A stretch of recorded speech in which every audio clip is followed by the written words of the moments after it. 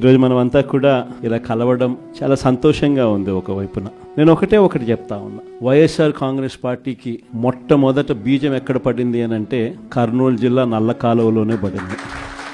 ఆ రోజు కూడా కేవలం ఒక మాట ఇచ్చినాం. ఆ మాట కోసం ఎందాకైనా కూడా పోయిన పరిస్థితుల మధ్య వైఎస్ఆర్ కాంగ్రెస్ పార్టీ ఆవిర్భవించడం, వైఎస్ఆర్ కాంగ్రెస్ పార్టీ ఈరోజు ఒక బలమైన పార్టీగా ఈరోజు రాష్ట్ర చరిత్రలో ఉండడం, దానికి బీజం కర్నూలు నుంచే పడింది.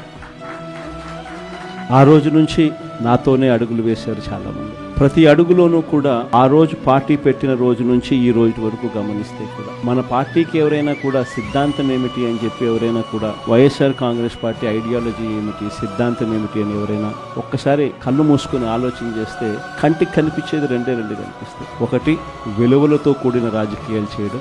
రెండవది, విశ్వసనీయత అన్న పదానికి అర్థం చెప్పిన పార్టీ ఏదైనా రాష్ట్ర చరిత్రలో ఉంది అంటే అది వైఎస్ఆర్ కాంగ్రెస్ పార్టీ అని చెప్పి కూడా గర్వంగా చెప్తారు.